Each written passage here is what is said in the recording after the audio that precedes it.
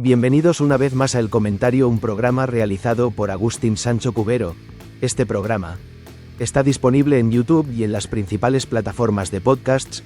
No te olvides de suscribirte, es gratis. A continuación empezamos el programa. Cenizas y tiempo.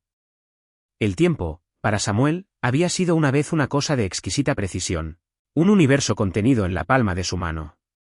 En su pequeña relojería de la calle Esteroca, en el corazón de Cracovia, desarmaba el tiempo y lo volvía a ensamblar. Cada diminuto engranaje, cada resorte espiral, era una nota en una sinfonía silenciosa que solo él parecía escuchar. El tic-tac de los relojes de pared era el latido del corazón de su hogar, un ritmo constante y tranquilizador que medía las risas de su hija Hannah y el suave murmullo de su esposa Lie, mientras preparaba la cena. El tiempo era amigo, un río manso que llevaba sus días con una cadencia predecible y amable. Pero el río se desbordó. El tiempo se fracturó en el otoño de 1942. Se detuvo el día en que los hombres de uniformes oscuros y rostros de piedra golpearon su puerta. El tic-tac fue reemplazado por el sonido seco de una culata de rifle contra la madera, un sonido que partió su mundo en un antes y un después. Ya no había minutos ni horas, solo una oscuridad apretada y maloliente en el vagón de ganado. 100 almas, o quizás más, apretujadas en un espacio donde el aire era un bien preciado y la dignidad un recuerdo lejano. Samuel abrazó a Lie y a Hannah, tratando de ser un escudo contra el vaivén del tren y el miedo que se filtraba por las rendijas como un gas, invisible y helado. Hannah, con sus 7 años y sus ojos como dos castañas asustadas, le preguntó a dónde iban. Samuel, el hombre que entendía los mecanismos secretos del tiempo, no tuvo respuesta. Solo pudo susurrarle al oído cuentos de reyes y castillos, historias de un mundo donde la bondad siempre triunfaba, mientras el olor a miedo y a excremento se convertía en la única atmósfera respirable.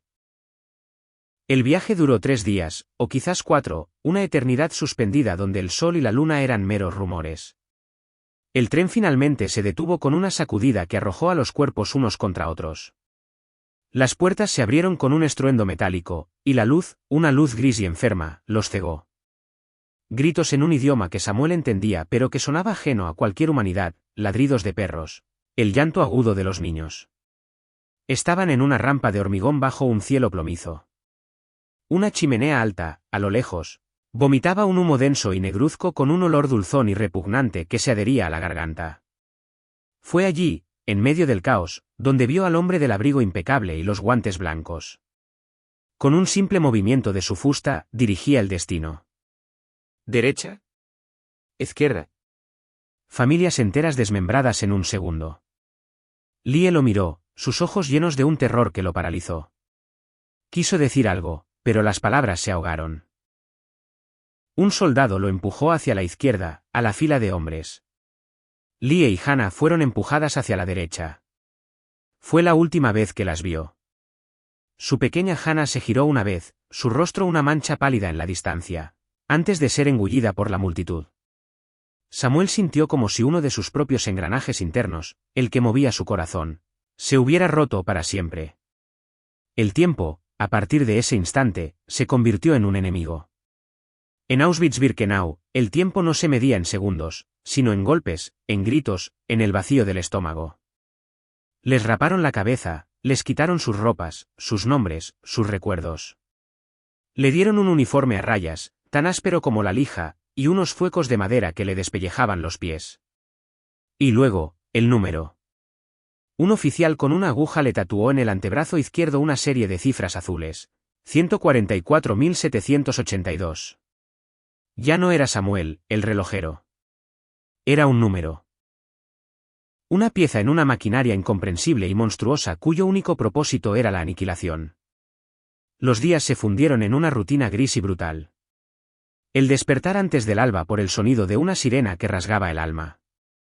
El recuento, el apel, de pie durante horas en el frío glacial o bajo un sol inmisericorde, mientras los guardias contaban y recontaban a los espectros vestidos a rayas.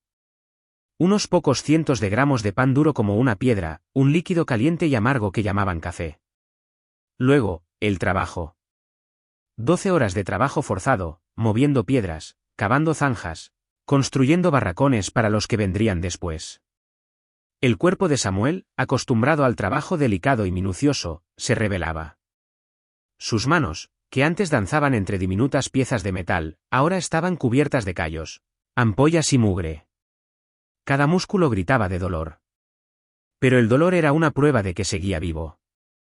La comida era una obsesión constante. Un cuenco de sopa acuosa al mediodía, a menudo con un trozo de nabo flotando en ella. Se convirtió en un experto en la geografía del fondo de su cuenco, buscando cualquier cosa sólida.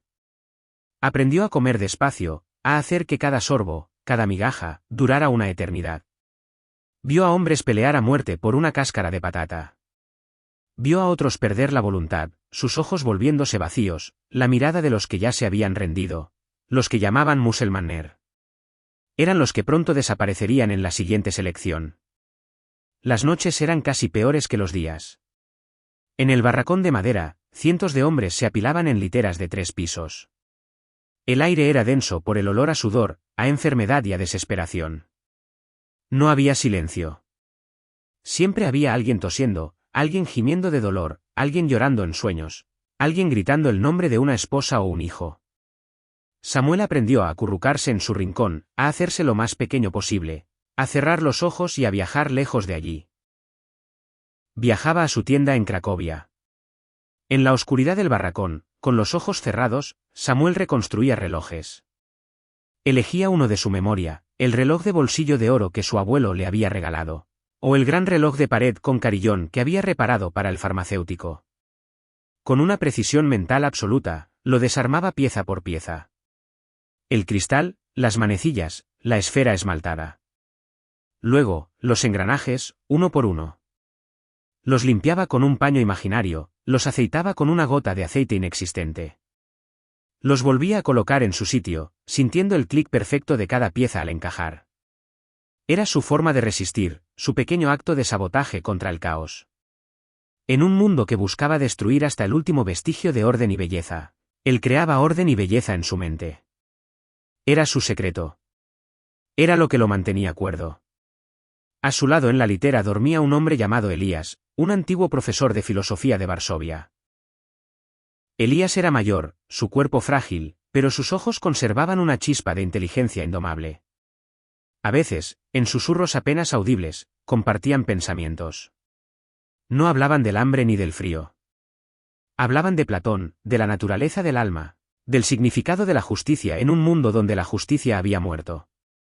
Elías le dijo una noche, su voz como el roce de hojas secas, que la verdadera prisión no eran los alambres de espino, sino la que uno permitía que se construyera dentro de su propia mente. Debes recordar quién eres, Samuel, le susurró. No dejes que te conviertan solo en este número. Eres un hombre que da forma al tiempo. Pero el tiempo en el campo tenía sus propias reglas crueles. Las selecciones eran el terror supremo. De vez en cuando, generalmente después del recuento, un médico de las SS paseaba entre las filas. Su mirada clínica evaluaba los cuerpos demacrados. Un gesto, una palabra, y eras apartado. Todos sabían lo que significaba. Significaba la ducha de la que nadie regresaba. Significaba el humo denso de la chimenea. En cada selección, Samuel sentía un frío que no era del viento. Contenía la respiración, intentaba parecer más fuerte de lo que era. Rezaba a un Dios en el que ya no estaba seguro de creer. Un día, se llevaron a Elías. No hubo despedidas. Simplemente, un hueco a su lado en la litera esa noche, un silencio donde antes había susurros de filosofía. Samuel sintió una soledad tan profunda que fue como si el propio suelo se abriera bajo sus pies. Los meses pasaron. El verano de 1943 trajo un calor sofocante y nubes de moscas. El invierno de 1944 trajo un frío que congelaba la médula de los huesos. Los hombres caían en el trabajo, en los recuentos, en las literas. Eran reemplazados por nuevas caras, nuevos números, nuevos ojos llenos del mismo terror inicial que él había sentido.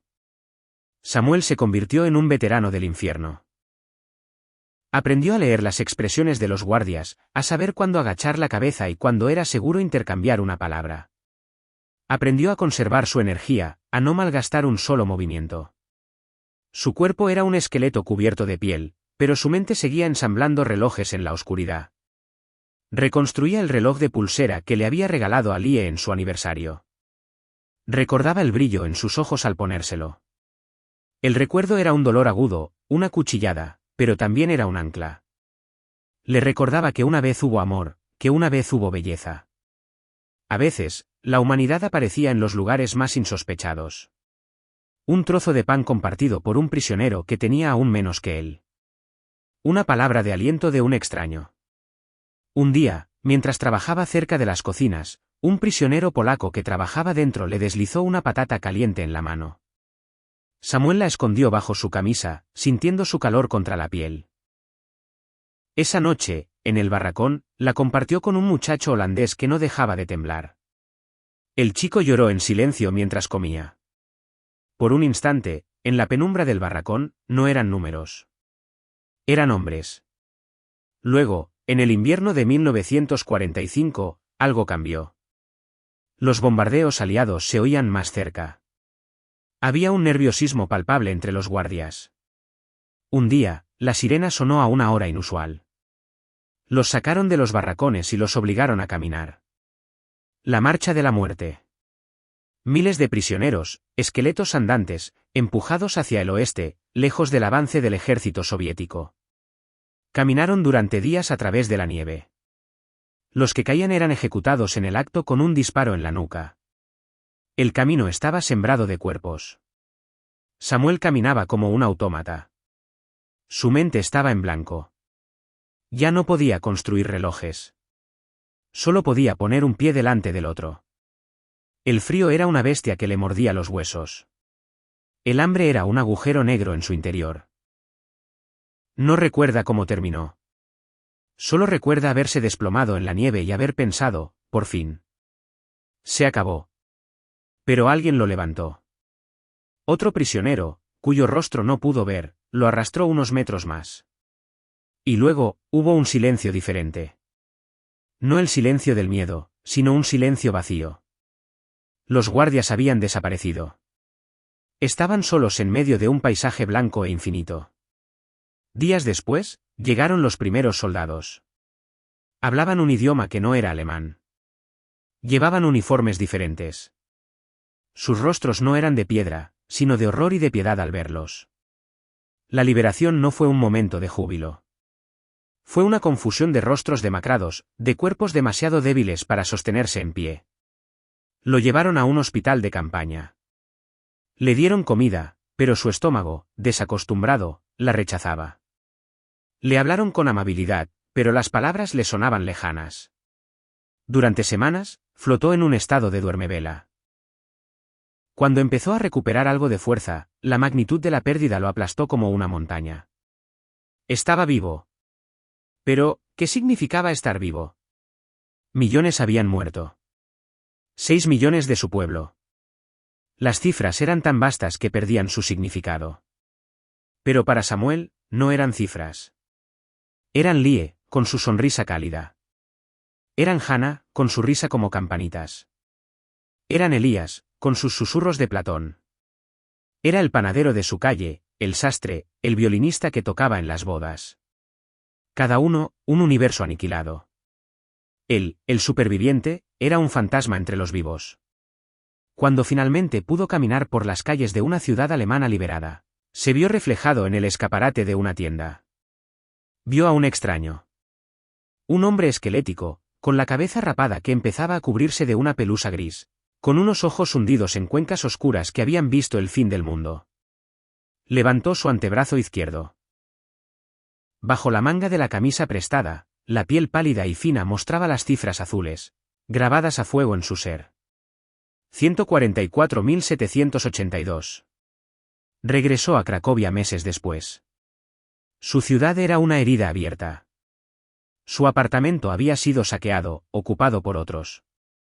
Su relojería era ahora una tienda de comestibles. No quedaba nada. Ni un engranaje, ni un resorte. El tiempo se había detenido allí para siempre. Se sentó en un banco del Parque Planty, el mismo parque donde había paseado con Lie en sus días de noviazgo. El sol brillaba, los niños reían, la vida seguía adelante con una indiferencia cruel.